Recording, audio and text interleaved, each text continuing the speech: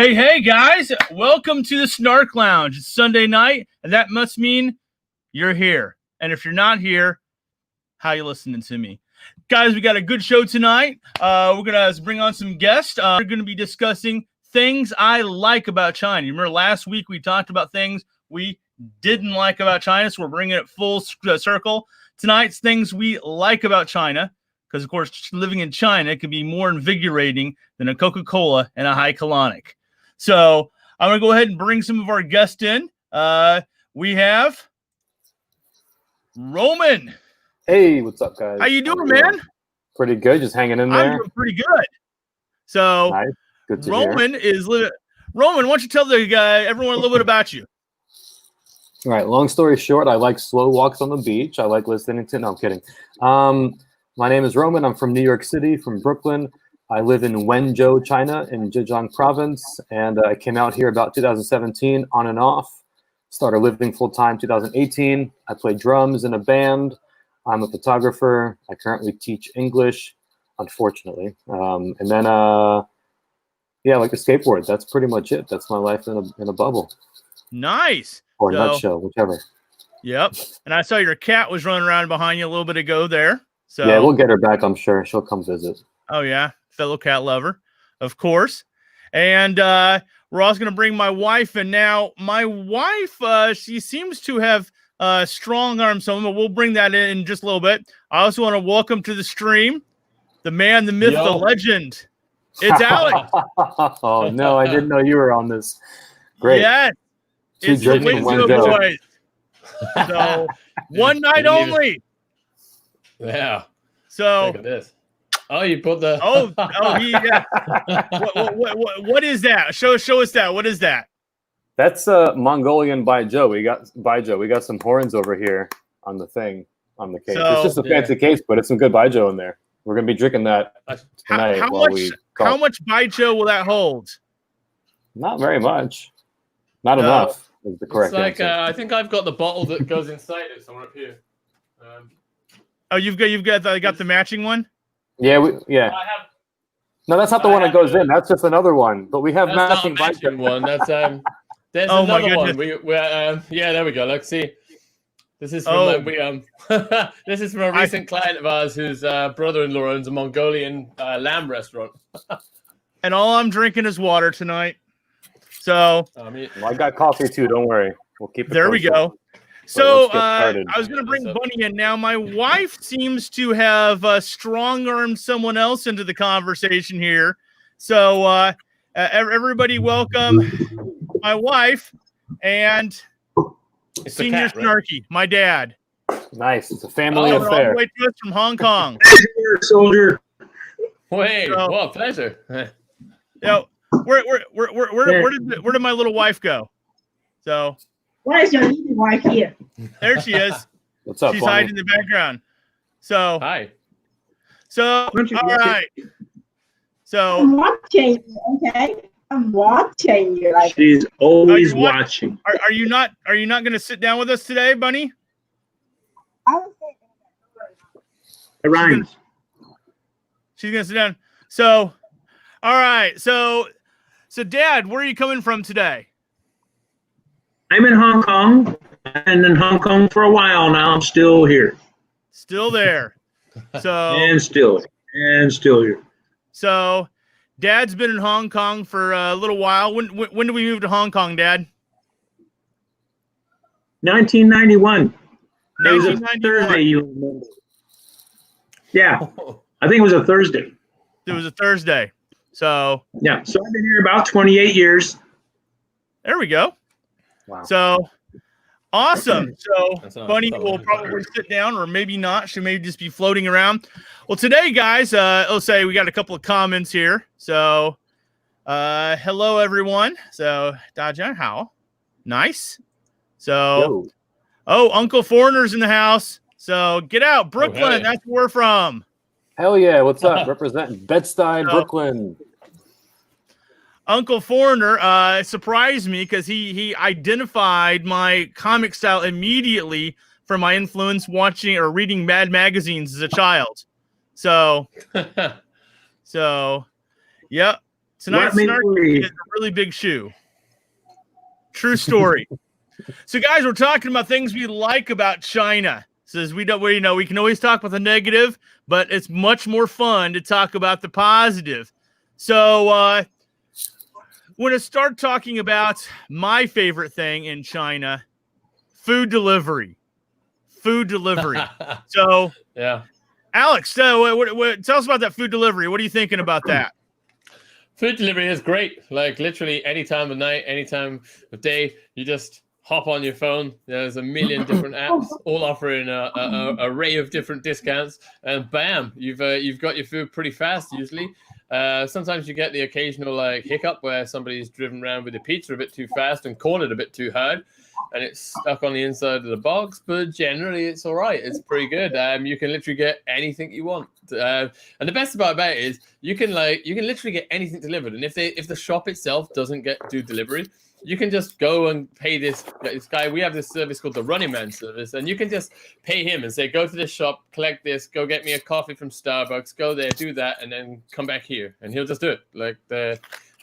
It's fantastic. Nice. Fantastic service. Living the dream. Speaking of pizza delivery, tonight I had one of my favorite pies delivered. Home slice pizza, baby. Although you should be representing Joe's from Brooklyn. That is some serious good food right there. So, although I did have a better pie in this summer or last winter in Italy, but Roman, tell us about that food delivery. What are you thinking about that as far as things you like about China? Well, I'm from New York City, so I thought we had the food delivery game on lock because at like 2 a.m, you can be floating in space and boom, you have a sandwich, you have a beer delivered to your door. And then I came to China and realized they have pretty much solidified and made the best delivery options possible. It is much more thorough here, much easier, way too many apps for it. Plus, as Alex mentioned, you have the convenient, like the delivery guys, you can get anything. I stayed over my girlfriend's last night and I was able to have my boxers, socks, and a toothbrush delivered to my girlfriend's because I forgot them at home. So real convenient delivery. You had boxers delivered. Interesting. So, Bunny, do they have any sort of food delivery in Hong Kong at all? Yeah, but I never did before. I don't know. Because what I understand in Hong Kong, the delivery fee is actually not cheap. Plus, you have a minimum spending before you can actually get them delivered for you. I mean through the apps, they have the delivery. But you can also call particular a cha chan tank, a particular restaurant, and then they actually will deliver you to home. But only if the guys from that restaurant. This is not a delivery phone. There you go. Everybody knows it's available, but no one's ever used it because we're so technologically advanced that we're behind China in food delivery, or as we like to call it, the tow main truck. People just prefer to go down and get it. Seems like Roman went had to go get another box delivery. So when he said boxer, I assume he meant the dog boxer, right? Yeah, I guess it jogged his memory, and he realized he needed to put some on, so he was. This is a pants optional live stream, so definitely. So, but rather than lead the conversation, what I like about China, Alex, what's some top things you really like about China? There's a whole bunch of stuff, really. I mean, where do I start? I like the convenience. Like, I like everything life is just easy here. When you're getting around a city, you can the infrastructure here is fantastic. The public transport infrastructure, prices of things are fantastic. You can, and when you compare that to the high salaries you can get and low cost of living, just makes life convenient and cheap. I mean, you don't have to go cheap. You can spend a lot of money real fast if you want to, but you don't have to. And in fact, a lot of things here that are worth doing and seeing aren't usually always super expensive. Like some things, if you go to touristy places, it's like touristy places anywhere in the world. But yeah, I like the difference. I like the difference in culture. There you go. That's about. All right. Yeah. We have out the show. It got deathly quiet. I was like, oh, am I in no man's land? No, you're here. You're still here. We have an interesting comment. It says, Roman looks like a serial killer. Oh, they fucking caught me. That's it. I'm out. Bye. I would have said more like Santa Claus, but well, young Santa when the alcoholism kicks in. Well, he's got earphones hidden behind his beard there. I'm just kind of wondering what else is hidden behind the beard. Right. I want to know who would want to kill cereal. They hide the headphones nicely. Well, hold on. If I reach in, I can get a glass of Young Meijo from behind the beard. So I got my friend right here, Young Meijo, always by my side. Sweet. Keeps me safe. Keeps me healthy. Oh my. So And lubricated. That reminds me, my Uncle Steve is a magician. He can walk around the corner and turn into a bar. That beats JC's joke, huh? Trick, whichever one. Yep, there we go. So, talking about food delivery, one thing I really liked, and I experienced this, is I was making some eggs. And I thought, this eggs would be awesome, some cheese. So I grabbed my phone, hit my app for the local grocery store, ordered some cheese, and it was here before my eggs were finished cooking. How awesome! We actually had a conversation about that. But you live in Shanghai, so you can brag about things like that. I'm in Wenzhou. We can't do that. It doesn't. You can't do that? No, we can't do that here. Can you still get grocery delivery there in Wenzhou, though? Of course, yeah. We can get groceries. We have Walmarts. We're not totally off the beaten path. But, I mean, we can't get, like, Wisconsin cheddar at our doorsteps like that. You know what I mean? It doesn't happen. Well, Wisconsin cheddar takes at least 5 more minutes, So, okay. Let's talk about cashless payments. I'm going to take this to Alex. Talk to me about the cashless payments. For those people who are not familiar, what sort of cashless society do we have here in China? Yeah, I pretty much forgotten what money looks like, and because I just never use it, like literally never. Like it's literally like there's nothing you can't do on your phone, and there's payments, there's ordering, there's every single part of life can be done on your phone. Like in the olden days when you went out, you check if you had your house keys. I don't need to do that now because I just have a finger, so that opens all the doors. And the outside, get into the complex, it scans your face and it looks at all these tracking points. So that was null and void.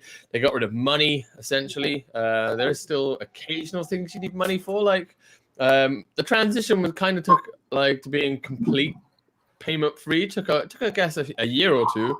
I can remember when we still had Alipay and we had WeChat Pay and everything could be paid for by that except taxis at one point. And taxis still wanted cash, and then occasionally if the driver was real nice, you could add his WeChat or he could do the payment I don't know, it wasn't common. And then I think that was the last thing, in fact, that was the taxis. And now pretty much everywhere, even beggars turn up and they knock on the window of your car and you're like, no, Meo Lingqian.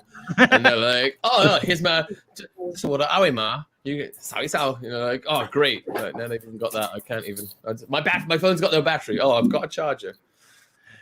Yeah, I experienced that as well, of course. I mean, the fruit lady, walking down the street, she's got a little QR code. You can pay for your apples and bananas with QR codes. Like you said, the beggars, they don't even want cash. They just want your WeChat QR code. Yeah. I'm told even the hookers use it. I haven't experienced that. But so. You want to try it? I mean, it makes sense. It's a trick question. You want to try it? Where to work and try if they accept Alipay? No, thank you. Like I said, I haven't experienced that. First of all. I haven't experienced, but of course, they take the QR codes over. How, Roman? What's your experience with those little with cashless payments here in China? It's pretty sweet. Before I moved to China, Venmo was becoming a pretty popular app in the States. So that's kind of a cashless way to transfer money between friends. You go out to dinner, you all, share the bill. So it's an easy way to send money back and forth. But it was never for commerce. It was just amongst friends. On tour as a band, we'd always use PayPal or Venmo has a QR code that they released. That was kind of cool. But then I came to China and it was like, whoa. Those guys are like, that's old age West, like old Wild West style payments. Alipay, WeChat Pay, it's so convenient. You scan everything, they scan you. You send money, receive money. And like you guys already covered, everybody uses it. Taxis, the most random little street vendor at 3 a.m, he's got digital tech for payments. So you really do never need cash. It's very rare you ever need cash out here. It's quite convenient. Although I do miss having stacks of cash in my pocket. But besides so those that, of you, the virus actually put a kibosh on just a little touch, because like I bought a new iPhone 11. And it's all the face scanning stuff, and that you're like, this is great. This is the future here. Then it comes along, the virus comes along. You have to wear a face mask all the time, and you go to pay, and it's like, nah, don't recognize you. Nah, don't recognize you. Okay, put your password in. Oh crap! Can't even unlock your phone to get in. Like normally, you just hold your phone up, and boom, there it goes. Nope. Oh, I got to type my code in. So it's stepped back to like Nokia level then. There you go. I'll confess that during the virus, cash was king for me. I had a bunch of cash, and I just paid for everything with cash when I went to the little fruit shop and convenience store down the street from me. So for those of you who don't know, Roman runs a band here in, or I should say, is it? So, and we'll move along. So, in any case, so Bunny, talk to us about some cashless payments. I don't pay cash now. Well, like Alipay, WeChat, that sort of thing. Do we have that in Hong Kong now? We got Alipay and WeChat in Hong Kong, but it's not that popular because we have the Octopus, the card, which is contactless card, and then it's even convenient to pay by the credit card. Because in Hong Kong, I almost I mostly pay by the Octopus, which is like a cash card, debit card, but it's for transport. You can go to any convenience store restaurant to pay for it. Or you can actually pay by the credit card. You don't have a sign on it. You just scan it, and then you pay the money. So it's just something like it's a physical, right? It's like this. It's and you pay on the money. Looks like a serious. Yeah. It's funny. I was talking to Marcus about WeChat, and I'm saying everybody's on WeChat. He says, no, this is Hong Kong. He said, they don't trust WeChat because it's Chinese. So Hong Kong is showing a lot of resistance. So will it ever be universal Alipay and WeChat in Hong Kong? I don't know. Yeah, I guess it depends because right now in Hong Kong, they already have a very well-established banking system. A lot of people already have a credit card. So basically, you don't have to take cash out. A lot of people just don't have cash out, which is different from China. Like applying a credit card is complicated. But it's not easy. So that's why that connect to Alipay and connect to WeChat is more like a debit system instead of a credit system. But here we already have a well-established credit system. You get used to pay either by the credit card or the Octopus, which is like a top-up card as well. Yeah, I remember Octopus has actually been around for quite some time now. So, Roman, what do you got there? Who is that? Introduce your girlfriend there. That's Nugget. And she likes to attack my hand. Oh, she's. I saved her.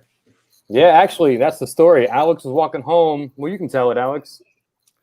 Okay, so I was walking home from the bus because although I have cars, the bus is just way more convenient. And it was late at night, walking back from the bus, and I have I guess it's like a few hundred yards to walk across a big highway. I have to go under the highway. I was walking along. I found heard a meowing, and I was like, oh, maybe saw a little kitten that looked super undernourished and was meowing and obviously distressed by the side of the road. And I was like, I can't take it home. And I kind of walked on a little way, about 10, 20 yards, and I was like, no, I can't leave it there. So I walked back. I was like, you can't leave an animal in distress. I walked back, picked it up. It was kind of covered in fleas and super, super thin. You could feel its ribs. And I carried it home, took it home, stick it in it. It caused a fuss with my wife had all her friends around. And sometimes in China, people are a little bit wary of animals. So it caused a bit of a stir. I kept it in a box and got it some water and some milk and some stuff. And I got Roman. I put out an SOS to Wenzhou. It's like, I need somebody to come and take this. It cannot stay here, but I will not put it back outside. Who can help me out? And Roman answered the call, turned up a short while later, and took the cat from there. And like, if you see the transformation from what she was when I found her, she fitted in the palm of my hand. Tiny, really skinny, undernourished, had terrible like fleas and stuff. And to now, it's amazing. Nice. So I can tell Roman is really he's really happy with that cat. So that's one thing I do notice more about China is a lot of people are becoming a lot more of pet aficionados now, whereas back when I was a kid in Hong Kong, and then when you come to China, not so much with a lot of pets. So, but as far as let's move this on here. So, talking about other things we like about China, let's talk about the people. What do you like about people in China, Roman? First impressions were, everybody's pretty hospitable. Everybody's nice, just in general, traveling around the world. Yeah. It seems most of us have the same in common. We're all pretty open to meeting strangers and curious about stories, and food culture here is really strong. Yeah. So everybody sits around a table, eats a good meal, has some drinks, and vibe out pretty nice. So I've had a great time here. In Wenzhou, it's maybe a little too hospitable sometimes. They will not back down from offering you drinks. So you have to kind of politely turn it down when you're getting too drunk. But being in China has been a real nice experience as a photographer, to photograph a new culture, meet new people, things like that, see the music scene that's out here and be part of the heavy metal scene in China and the rock scene. You realize that no matter where you go in the world, we're all pretty much the same, just kind of a different flavor. So there you go. I fit quite nicely here. All the things I like are here to do. So, yep. Speaking of which, we had a comment here. Who's your favorite rock band? Yeah, I saw that comment. That's a tough one. My first concert was Pink Floyd. I'm going to rub that into all your faces right now. When I was 7 in '94 in Philadelphia, and that pretty much blew my mind. I've had long hair for most of my life since then. So Pink Floyd holds a special place, but also I'm a really big fan of Silverchair. If you guys remember those teens from Australia that came out in '95. And it's hard to pick a favorite now who I'm spinning, but I think Pink Floyd and Silverchair are kind of the top two, hold a special place for me. So there you go. All right. So let's move along here. How did I do that? How did I do that? Hey, how did I do that? Had the Holy Trinity. Got rid of Alex. It was great. Yeah. I don't know. Alex just kind of disappeared on us. I was just going to say, this is important, that I'm undernourished and lost, and I think Alex should take me in and feed me and keep me in a box for a while. Well, I'm the one that took it in, so I'll take you in and feed you for a while. No problem. All right. Dad.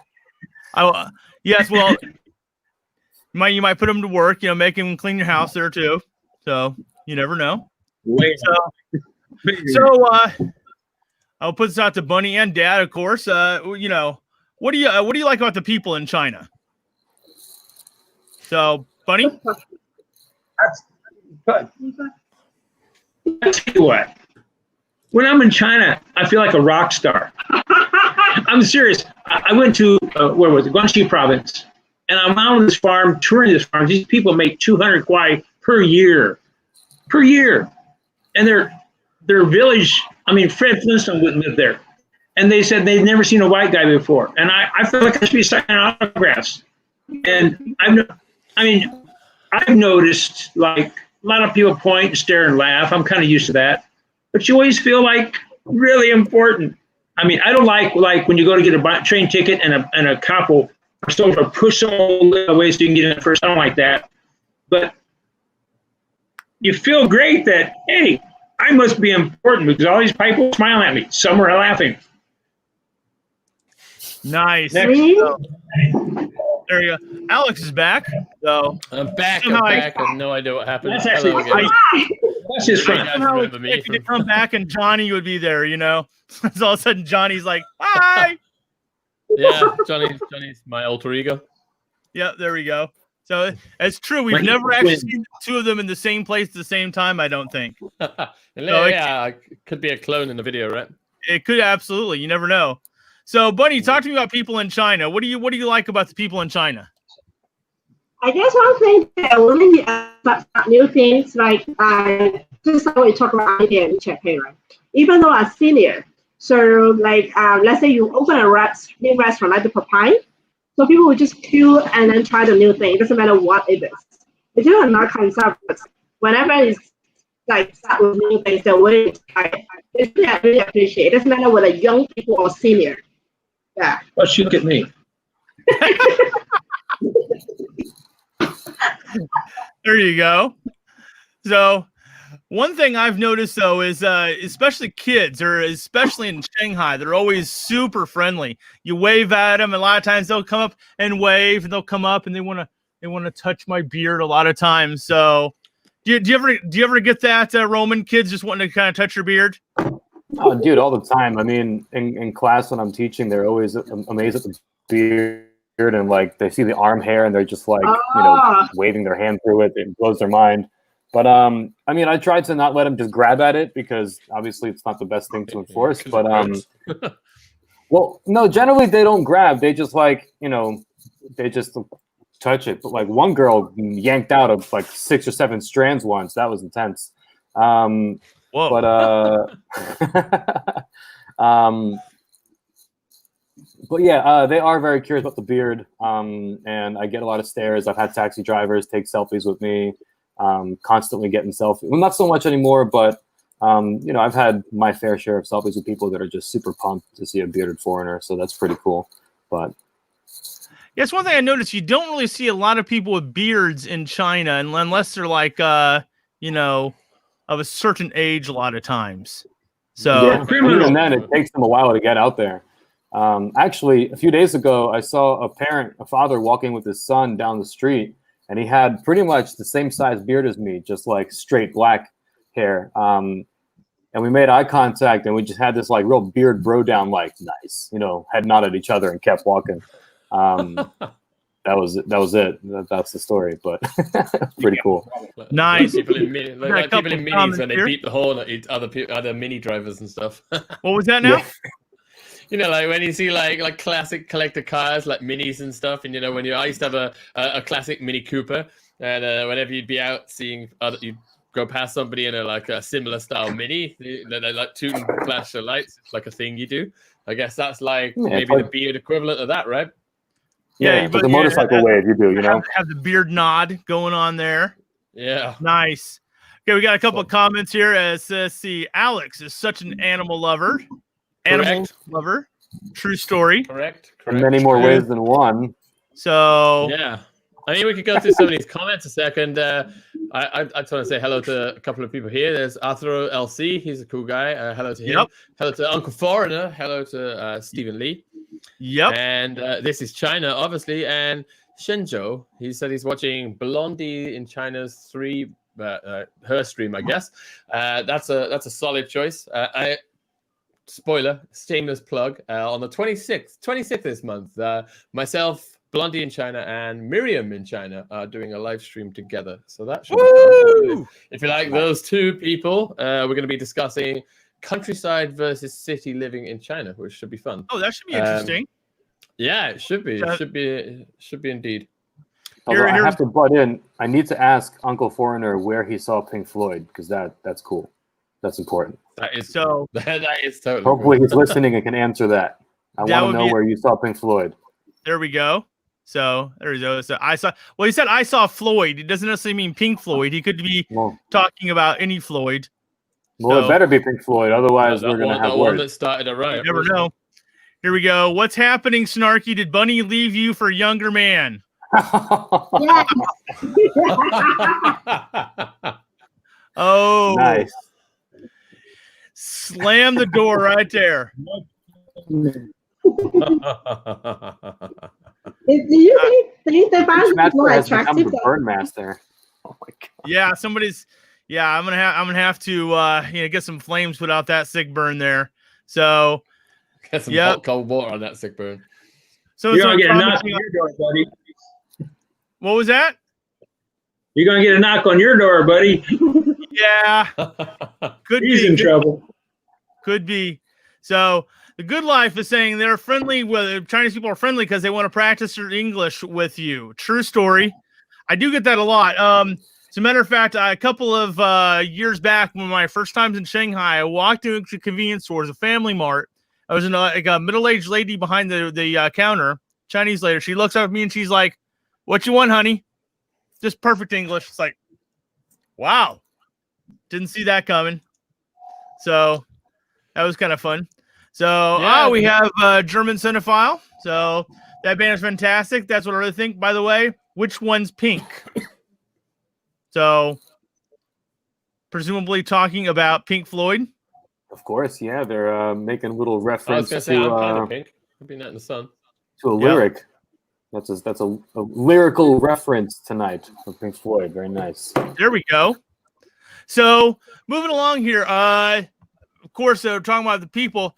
Another thing I really like about China is the food. I love the food.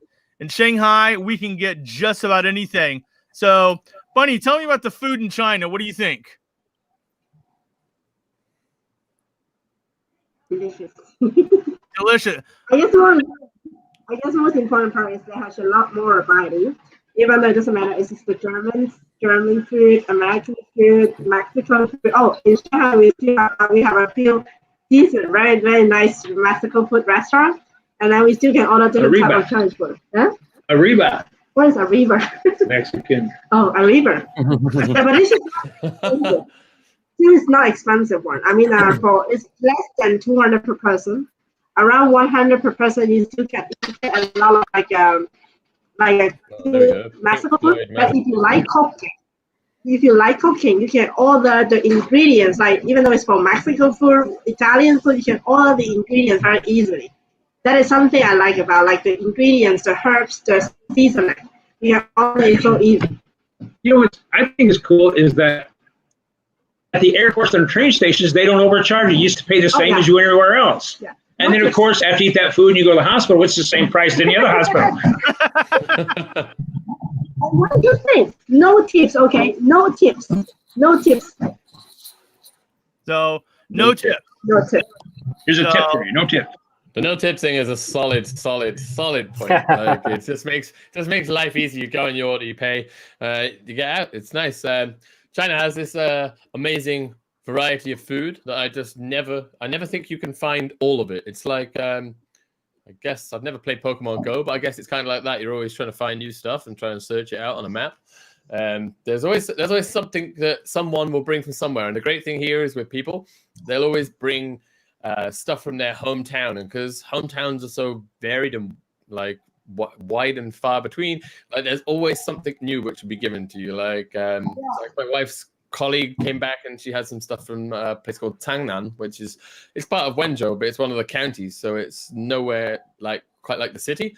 And they're these Tangnan meatballs, absolutely delicious. Kind of a bit like shoujo wan, but yeah, with a kind of coating on the outside. My favorite thing I've discovered in the last few years was Tran from Chengdu or Sichuan province. I've always loved like Sichuan hot pot, but then until I actually went to Chengdu, and I actually was there I met up with Austin, if you know Austin in China, everybody watching, we were with him, and he said you should go out for Tran. So went out for Tran, and it's amazing. It was just everything I love about hot pot, but way more convenient because it's all on sticks, and they have these fantastic like wall-to-wall areas of fridges that just have the sticks on, and you just go and grab it and get it, and you can just put it straight in. It's yeah, life is good. I was just saying, there's not enough meats on sticks. I was just saying that. There's never enough meats on sticks. So street barbecue is it used to be another firm favorite, and they kind of spoiled it a little bit. Like Wenzhou used to be way more wild west, and it was a lot better because they had all these like kind of street things where during the day it would just be like a regular city street near a park or somewhere like that, and at nighttime all these little carts would pull up and they'd set up these street barbecues, get the coals ready, bam out a load of like cheap plastic picnic tables. Someone would roll up with like a like a mobile beer cooling station, and the good times would roll. You'd just go out and sit there and spend not even a lot of money. Like the street barbecues were cheap, and yeah, they maybe used like decoyo or something like unsavory, but it was the most delicious food you've ever had. And just good times hanging out in the summer to street barbecues was fun. They still have them, but it's not as widespread as it was. There we go. So speaking of Roman, it looks like Uncle Foreigner answered you back there about Pink Floyd, Massachusetts, a momentary lapse of reason tour. Gotcha. Yeah, he saw them about a little half a decade before me, but we both saw them without Roger Waters. So that's pretty interesting. But I wonder if he's seen Roger Waters in concert afterwards, because I've seen Roger Waters twice now, so I've kind of, in a puzzle way, put together the band almost. There we go. But yeah. Well, as far as food in China, talk to me about the food in China. Well, my first time in China was 2017. I've been a vegetarian since 2015. Alex is already rolling his eyes. I can feel it. Alex rolling his eyes. Let's see. Yep, there's the eye roll. You got it. I like to call it logical vegetarian because when I travel, of course, I have to try foods from different cultures and countries and things that I'm doing, things that I'm visiting and exploring. So I am adventurous to food. So my first time in China, I had pig brain, chicken feet, and some other weird stuff. But beyond the weird stuff, no, Chinese food is incredible. I grew up in New York and New Jersey area, so we actually did have quite a lot of authentic Chinese food because we have the Chinatown in Manhattan, which is mostly Cantonese, and then we have Chinatown in Flushing, Queens, which is mostly Wenjanese. So I've had a good, upbringing on real Chinese food, plus the Americanized, little Chinese joints that you have. But also just for my own cooking, I'm a big fan of like fried rice and throwing egg on top, fry up some tofu. So coming to China was easy to blend into the cuisine. I think my favorite food, I don't know, it's hard to pick a favorite. I love steamed buns. If you have a good steamed bun, I'm all about it. Like I'll eat 6 or 8 of them for breakfast and have some soy milk with that. That's really good. But in Wenzhou, I'm not sure about Shanghai, we have these really amazing vegetarian restaurants. It's like 20 kwai, all you can eat vegetarian buffet. They have like 25 different kinds of dishes, like 4 kinds of tofu, 3 kinds of noodles, like 8 kinds of rice, like all kinds of veggies. It's amazing. So that's really great too. So I just saw pig brain, chicken feet from head to toe. Yeah, I got it all covered. But no, eating in China is an adventure. There's a lot of good food, and as a vegetarian, it's still easy. Lanzhou Lamian is always your safe bet. You walk in, you get some rice and noodles with some eggs, some potatoes, some veggies thrown in the mix. It's always good. Wenzhou's Western food suffers a little bit. We have a buddy, Keith. He works with a great local joint called Takinki. They make really good brunch and a lot of good Western food. He also runs a really good coffee brand, Rockin' Beans. I'm going to do a shameless plug here on your channel. My channel, the stuff we put up recently, the video I just put up was the coffee one was that me and Roman shot together, and the guy in that is Keith, the guy who has he makes the coffee. And another one, I put another one that we did for pour over coffee. We made were making pour over coffees for the whole afternoon to the point where what was it, Roman? I think we'd made about 500 or 600 grams of coffee grinds. So we ended up sitting there while they showed us how to do a proper pour over coffee. And I think we went back to Roman's so charged up. It felt like I'd been living in Colombia. Beers weren't even touching the sides. So, really pumping. We worked our way through a lot of coffee because we needed to get the shot. That's one thing I see is a lot of the chicken feet all over. You can buy them in a restaurant. You can buy them even in a convenience store. And I always wonder, with so many chicken feet out there, and Dad can probably help me on this, don't you think there's like paraplegic chickens running on little wheelchairs because they don't have someone cut their feet off, and now you got. But not just that, they're also on welfare. They're also on welfare, and the government has to pay for it. We got to pay for those chickens that can't get a job because you guys. I hope you're really happy now. But there's also, on the plus side to that, there's some people that live near a duck farm that don't get woken up anymore. True story. All those duck tongues have got to go somewhere, right? So So, Bunny, talk to me about some of the foods I mean, what some of your favorite foods to eat in Shanghai? Favorite food. The food I make. Yes, Nice. that is also my favorite food to eat in Shanghai. No, Definitely. Well played. You put it on 5th in the last video. You put it on the 5th. I did. So, I did. So, what do you have in there, Roman? What is that? Oh, that's the Yangmei Joe. You can see the berries are still inside the cup. So for people who don't know, what is Yangming Joe? Yangmei Joe. So this is a Yangmei berry. It's not a fresh one. It's been soaking in the booze, but it's a bayberry or waxberry. They grow in a lot of southern parts of China and a lot in the Wenzhou area. So we just missed Yangmei season. So I bought a jug. Well, actually, my friend gifted me a jug of this for my birthday. But I have a whole freezer full of the berries frozen to make another batch, make some jam. They're really good berries. I love them. And then you just infuse them in the baijiu, let them sit for a month or two with some sugar, and you got a real nice drink. There you go. I wasn't allowed to make any this year because my wife banned me from making any this year because I always make at least 3 to 9 liters every year. And I think I've still got a whole bunch left. I even got some where we ran out of Yangmei, so I still had like a 3-liter jug of, like Roman showed earlier, of baijiu still left, because you obviously every time you buy a 3-liter one, you have to take out about a third of it to get, or maybe about that to get the fruit in there. So then you end up with spills. So yeah, I had another jug left of it and no more Yangmei, so I threw a bunch of peaches, and I've got some peach baijiu now as well. But yeah, still working my way through it. So. Every time I smell someone drinking that baijiu, though, I always think it smells just like paint thinner. You know, like the stuff you use to thin paint down, or possibly air painting fuel. I don't know. Paint thinner is just baijiu on a budget, right? Yeah, baijiu on a budget. There you go. Baijiu. Everybody starts off their China life with trying it and then just hating it, and I think myself and Roman are two of the only foreigners that I've ever really met that are like, baijiu. We've spent many nights. You've met yourself? That's great.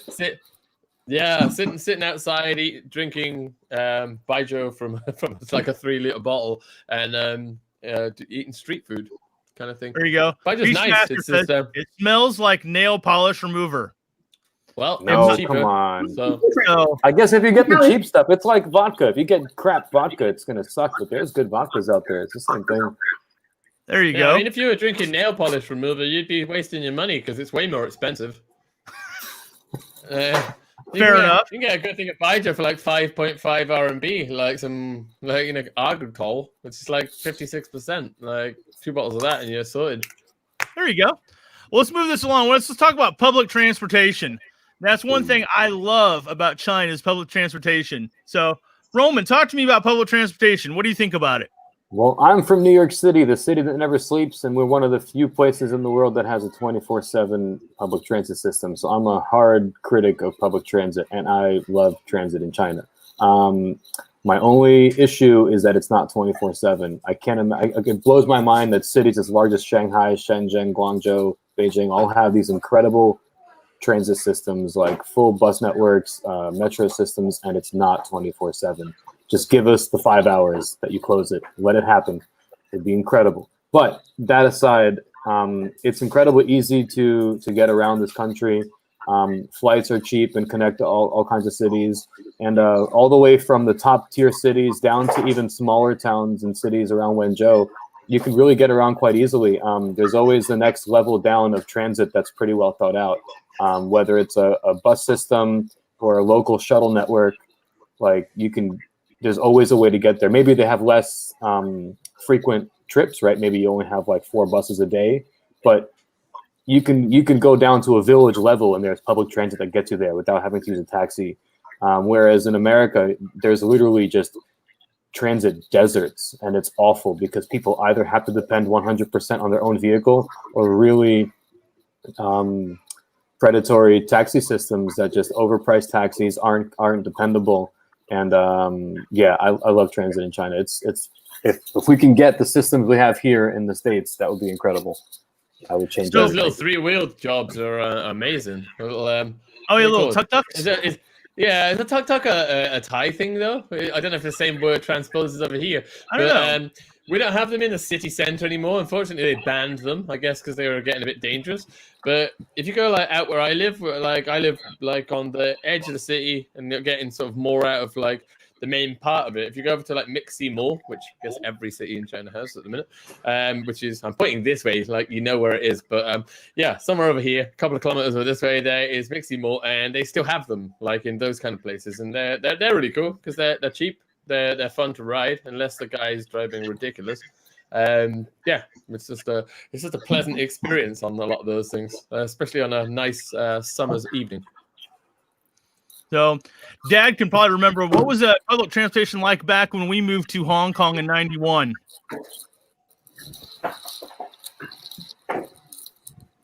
1991.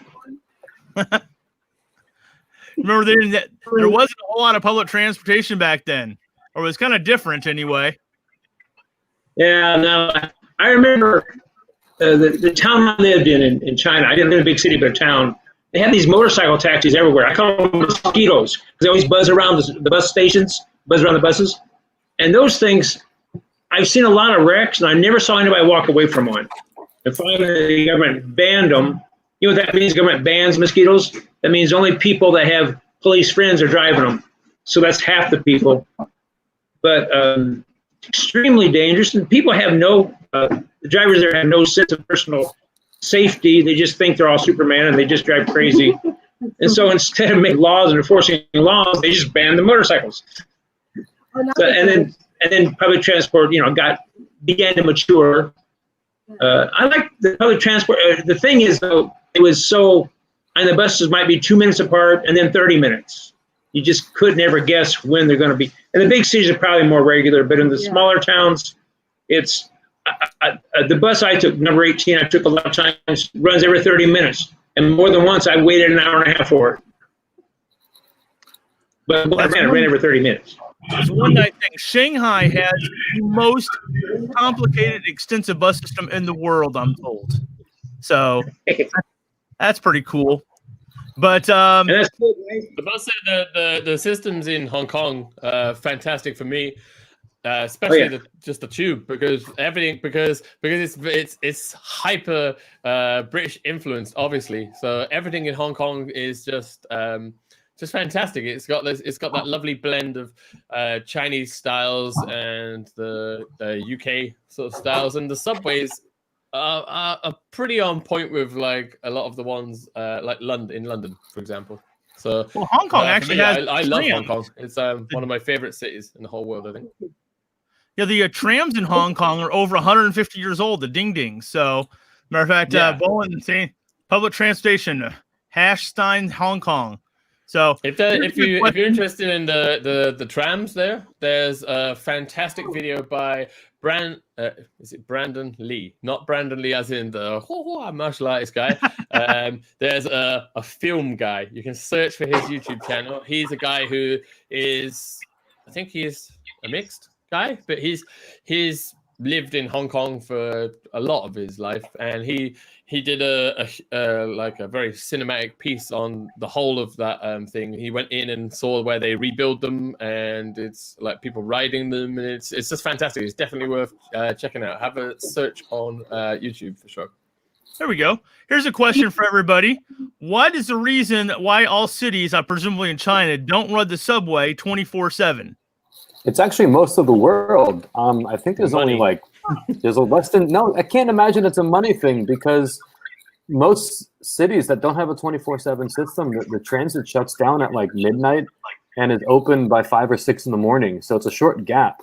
I either think it's just the easiest way to strategize maintenance, or they just don't want to promote more nightlife. That's the only two reasons I can think of. That they think that if there's going to be 24-hour metro, you're going to have like bangers all night long. But to me, it's a public safety issue. If you have public transit, you should have 24/7 transit because then it's just safer for everyone. But also the taxi unions, they're really powerful in a lot of parts of the world. So Yeah. Oh, so it's amazing how many cities now have subway systems or building their own. Definitely convenient. I'm a fan of them as well. So what was that, Bunny? Yeah. So in Hong Kong, basically, the subway provider, the service provider, they already mentioned that why they have to shut down for a couple of hours, because every night when they shut down the service, they have to do a check and maintenance service for the train itself and the system, and this is something that they cannot give up. So that's why every night, like around 12 or 1 a.m. to about 6 a.m., that 5 to 6 hours of time they actually conduct the maintenance and cleaning jobs. That is what happened in Hong Kong. So that's why they cannot run overnight. They will run overnight in the, let's say, Christmas Eve, New Year Eve, the night before Chinese New Year. This is the people coming out to celebrate. They will actually run overnight for particular dates. Okay. Irish Nation makes a good point. He says because Chinese people go to bed early. Yes, I was just going to bring that up. Not in our situation, okay? There's a lot of people that go to bed quite early. Here we because go. they get up insanely early. Wham, bam, thank I can you, go down in my complex out here. You can go down there at 5 o'clock in the morning. There's people there's a lot of nine-eyes out there, and they're all they got the music playing and they're dancing, doing their body slapping and walking backwards and stuff. There's people doing Tai Chi and stuff. That's usually when I'm getting in. Not that I go out a lot now. It's not like I go out a lot. Uncle Foreigner says, I'm going to eat the Calvo tuna, but I'm leaving both Snarky and Absolute channels running for watch time reasons. View the rest later. Cheers. Nice. Thank Good you, hustle. Yes. Yeah, Uncle Foreigner actually just clued me in on a place to buy some cheap tuna fish in China. So, yay. He wants you to buy the tuna. Yeah, if anybody watching hasn't already gone over and seen Uncle Foreigner's channel, definitely go over and check that out. He's super creative. He's a very talented guy, and it's two talented people actually. Sorry, it's Peter and Emily. But yeah, definitely if you haven't seen it, go over and check out their channel for sure. What city do they live in? I know it's south of Chongqing. They live in. They live in Luzhou, which is in the middle of Chengdu and Chongqing. It's right smack bang in the middle. There we go. In fact, when I go, I'll be going to Chongqing soon. So I'm hopefully meet up with them. Who knows? There you go. For those of you who are not aware, Chongqing is actually one of the largest cities now in China. It's actually bigger than Shanghai. It's its own province, isn't it? Same deal as Shanghai. It's absolutely huge. So the last topic I want to talk about, things we like about China, is the shopping. You can buy literally anything in China online on Taobao or JD, or we even have a secondhand app now called Idle Fish or Xianyu, where you can buy literally anything from slightly used lipstick, Tupperware lids, old Backstreet Boys CDs, a half-eaten pizza, or previously worn undergarments. You can buy a new wife here, there. Can I buy what? You can buy fake girlfriends and stuff to take home at Spring Festival if your parents are trying to pressure you to get married. No, I have no. I'm very happy with the wife I have. I don't need another one. I'm very good there. But then you need a girlfriend, right? Use we more than chat. Nope. I'm very happy. I have all I need. So, but all I know is that I don't need any of that. But let's talk about the shopping. Roman, tell me about the shopping in China. I heard the sound of glass. I'm guessing he's pouring a drink.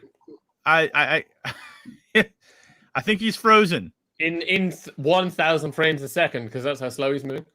Yes. So, or he may be just moving that fast that we can't see him anymore. Yeah, we put him on pause. Okay, shopping. I have an interesting story about shopping. Never ever try and buy something from Amazon. It's an absolute pain in the ass. I'll show you. Look, here it is. This is this wonderful little thing. This is it's called a Loop Deck CT. It's a fantastic little controller thing. I've been wanting one of these for ages, and they didn't have it on Taobao. It's like the only thing in the history of the earth that hasn't been available for sale on Taobao.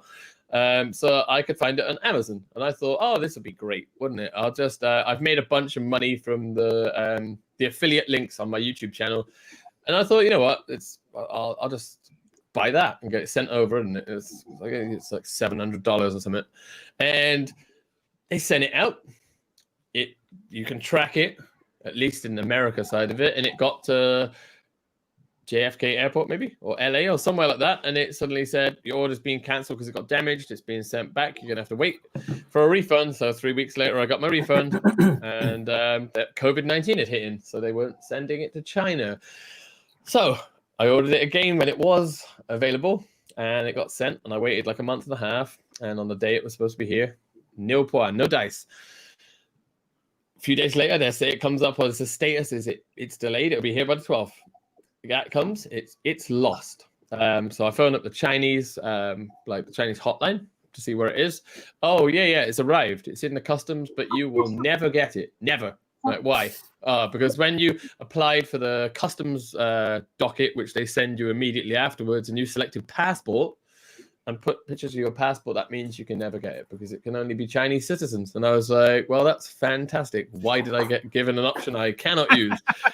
So apparently only Chinese people with a Chinese ID could have done it. And then I thought, well, fuck it. I'll just use my wife's ID and use her name and commit a bit of like moderate fraud to get it sent over here. And every time I went to order it, it said, fraudulent activity. We've locked you out of your account. You have to go through all these security steps, and we've cancelled all the orders. And I went through it on the helpline for several times trying to get the damn thing. And nope, turns out nope. First of all, it was because I didn't have a Chinese ID, and then after that, it was every time we just keep cancelling it for you because it looks like suspicious activity because you keep ordering the same thing. So what the hell? So eventually, long story short, I found someone eventually on Taobao that had it, and I just had to wait 2 weeks. Ordered it, boom. So yeah, Taobao, however, is the most amazing thing ever. Like deliveries are here fast, they are efficient. You can chat with the seller. You can see this light in the wrong shoulder. This light here, the 120 FPS. Anybody's wondering, my favorite frame rate. Nerdy, I know, but I got this made in like a matter of a week and a half. I think Roman's got here's his band logo. There you go. Like insanely cheap. I think mine was 160 RMB. Mine was 98 RMB. What's up? 98 RMB. Yeah. Roman, would you like to tell us what the sign means there? Yeah, I'll go into a brief history. It's also on my arm. You can see the logo. There it is. Yep, he has a tattoo. It's my band. It's a FYB. I probably won't say what it actually means. Come on, I've already sworn on the stream a whole bunch of times. So fine. Fuck your birthday. It's the name of my band. It's 2-piece rock band. We're from Morgantown, West Virginia. My guitarist moved to China to teach English. That's why I'm here. It's his fault. So we played in Shanghai last week. We're definitely going to reach other parts of China this year and next year. So keep an eye out for that. But yeah, Taobao. You can get a nice light. You can get all kinds of stuff. You can furnish your whole apartment. Like I said before, I got cut off by shitty internet. I'm not a big shopper, but Taobao is obviously super convenient.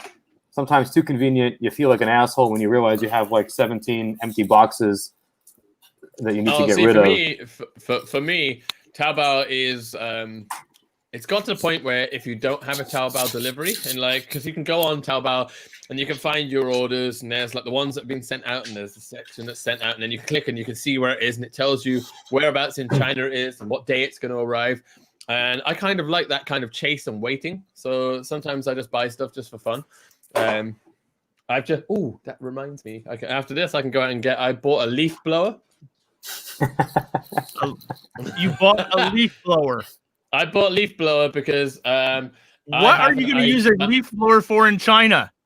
Because I'm just trying to shoot a scene that actually Roman here needs to help me with, which is going to be me being sucked into a mobile phone and then burst out somewhere in Chongqing for like a cool special effects type thing.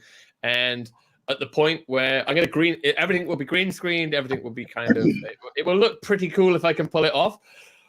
But when you're being sucked and stuff is blowing off the sides and papers are flying by and stuff is flying off the sides, you need it to look realistic. So a leaf blower, I can lie on the floor with the green screen stuff and make it look like I'm holding on something, and someone could blow the leaf blower at me, and it would make everything in the room go crazy.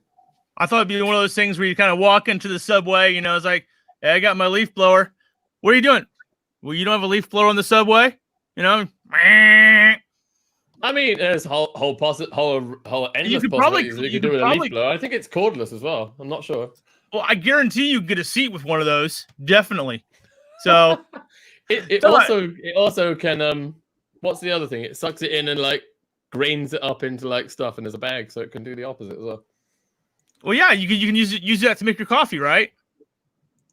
Either that, or when the kids just hoover up their toys. What was that, Dad? Offer that to the serial killer over there. There you go. There you go. Yeah. So Dad, do you have a very good shopping there in Hong Kong? What do they call Hong Kong? As what paradise? Shopper's paradise. So I haven't seen it. It's just like in the other city. You know, a lot of people here complain about Taobao because they say you get junk and you can't return it. Maybe maybe they save all the junk for the Hong Kong people because they do deliver here. But I hear so many complaints. I hear people saying, "I'll never buy Taobao again." And then next week, yeah, I got this from Taobao. Yeah, but what happened is there is something in contradiction. I like about Taobao is they have a very awesome refund policy. What I mean is, even though you buy something, you figure out, you open it and you find out it's not something you like. The thing is that was not wrong. It's not something fit you. You just like click a button in Taobao that asks for refund. So you have someone come to your apartment, take the stuff, and then send it back. They will get actually like fully refund to you. If you buy something expensive, I'm talking about only a few $100s. They even like cover all the refund money. Really? Yeah, but what happened in Hong Kong is because in Hong Kong they cannot do like, I would say they're very expensive to do the right delivery from the shops, not the shops, from the origin to the Hong Kong. So most likely they do a consolidation in Guangdong. Means those companies who run a consolidation service, they are actually the buyer to the shops, to the Taobao. So once they confirm it, once they take the order, they're talking about the transaction is done. And then they create another transaction from the consolidated parties to us. That's why we actually, it's not this, it's difficult for us to ask for refund because of that. Yeah, but if we live in China, the refund policy is so easy. You can ask Snarky.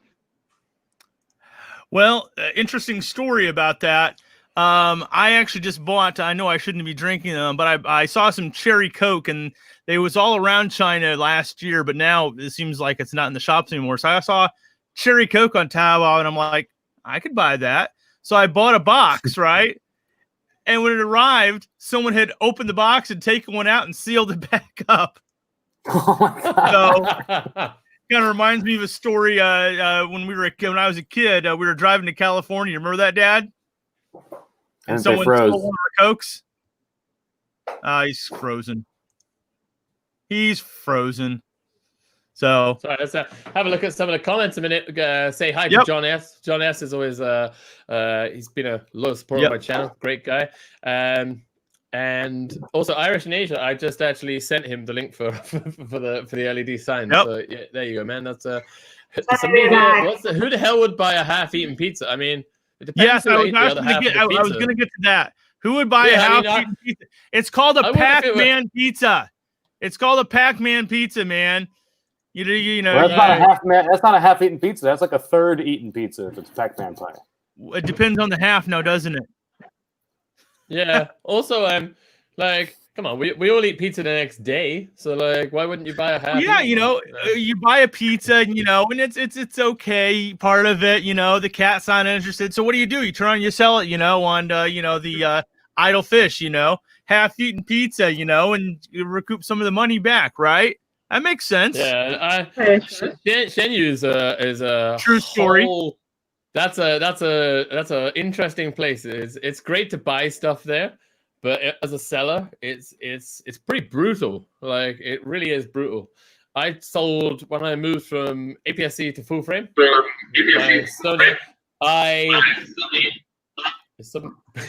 Somebody got their speakers switched and I can hear my voice. Yeah, somebody's got their speakers on.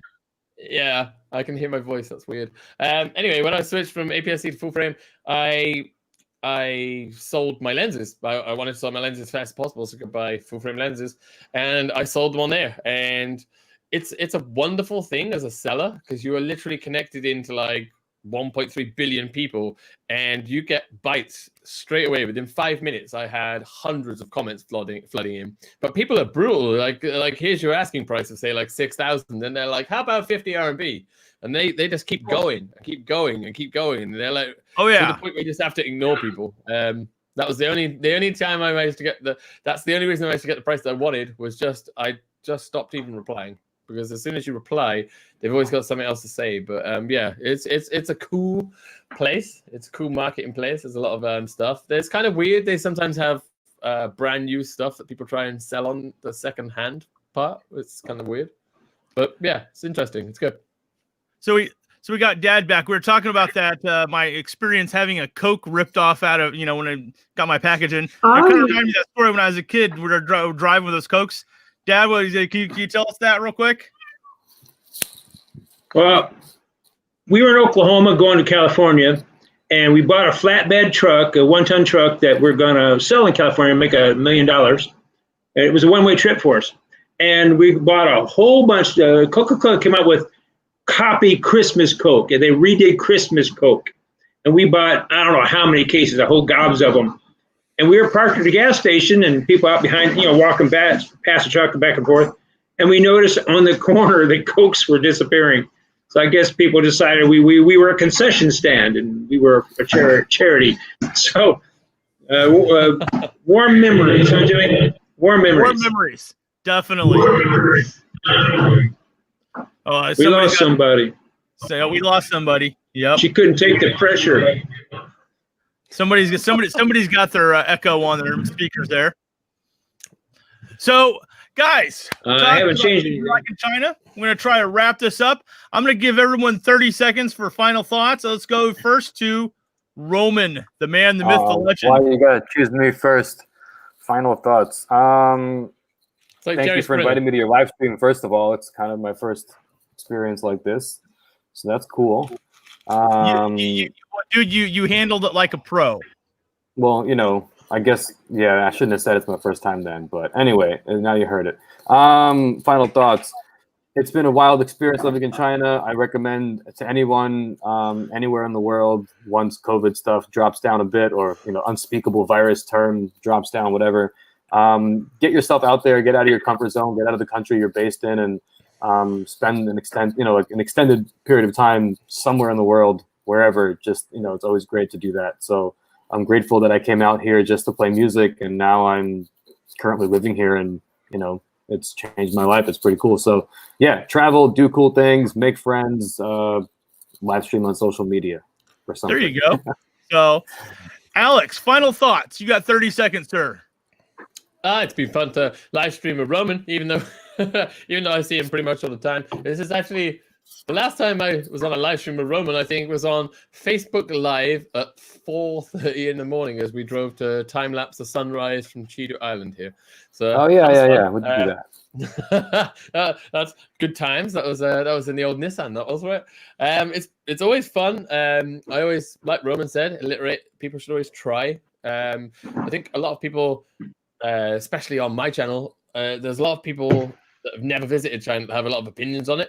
So I don't just deny anybody else's opinions, because everybody has different opinions, but I think everybody should try China. Like, that was my initial thought when I came to China was, I'll just go there. And if it's not any good, I can always come back. And I guess by the third day, I was like, yeah, this is it. I'm here. And 7 years later, still here. It's not a perfect country. I don't think anywhere is a perfect country, but it's for me, it's a lot better than back home in the UK. Yeah, I think if you haven't seen or subscribed to or followed, Roman on Instagram, you should follow him on Instagram. Also, you can go over to my channel as well. At the minute, guys, I am trying to get a lot of people to follow me on WeChat channels. I put out a QR code on my community tab, And you can go there and you can scan that and you can follow me because I realized that I'll never get the verified tick on Instagram, but to get the verified thing on this WeChat channel, so you needed 100 subscribers. I got 51 subscribers yesterday or the day before whenever I posted it. So I just need another 49 or 48, I think it is, and that would be great. Also, it'd just be fun because I don't have 10k subs at the minute, so I can't do the stories function, and the WeChat channel seems like the perfect thing to connect and shoot some BTS stuff and just fun little short form content and some photography stuff, and share that with everybody. So what a shill! What a shameless! What a shill! Yeah, well, God. Self promotion is that was like an ad campaign. I helped shill for you as well, my friend. You were first before my own shilling. So, Bunny, Dad, 30 seconds. The final thoughts. You first. Okay, first of all, thanks for joining. I guess like because a lot of things in China is well established for Chinese. Like just like the WeChat Alipay, you most likely have to attach to a local bank account. When you come to China, find a friend and then go with him. He's not like your ATM, so he pay for you. He do all the thing for you because he's attached to the local system. While as a foreigner, sometimes just as a guest, it's sometimes difficult. But then again, still enjoy the time in China. There's a lot of things. Just like if you go to a big country, there are a lot of variety. Just come here, not for 1 to 2 days, but try to spend a month here. Try different area, try different things, and to experience a different type of life. I guess it's something everyone has to be trying. Amen. Hey, Nate, when I first came here in the early 90s, I would lead teams of people into Shenzhen, up to Guangzhou, and around to, a lot of big cities. And these teams, these people, most of them is first time in China. And there's 2 distinct categories. One guy, I don't like it. They don't do it right. We Americans do it different. This is how they do it. This is how we do it. Everything is wrong. The other guy is exciting. He's having fun. Isn't that cool how they do this? And isn't that great? Why I've never seen that. And this guy's having fun. And this guy's having a miserable time at the same place. I guess it comes down to your attitude. Minded. And enjoy the adventure. Have some adventure in your soul. That's my. If I preach anymore, I'm going to ask for an offering. There we go. There you go. Austin China's with us. Papa Snark. There we go. So Austin's coming on the tail end of the whole situation. He is literally coming in at the tail end. Definitely. Well, guys, I appreciate you guys joining us. Like anything else, always it's been great with your dad here. When you need him. So, what was that? I said it's been I forgot to mention that in my 30 seconds. I got carried away with the shilling. But yeah, it's been a pleasure to meet you. Snarky's dead, so it's you guys look. I can see the family resemblance. It's a Chinese saying, "Ni men liang ge han shang." Oh, you just insulted him. I'll tell you that. We got a guy that kills cereal, a guy the leaf blower, and a guy that buys used pizza on eBay. I say we tied this all up and we connected it all pretty well here. And now the guy, he's got a can or something. There we go. Leaf blow that pizza right into the serial killer. Yes. And speaking of Chinese food, say hi to the cat for me. So, well, guys, thanks for joining us. Everyone who joined us this week, we will see you next week on the Snark Lounge. Have a great day, guys. Bye. Over and out.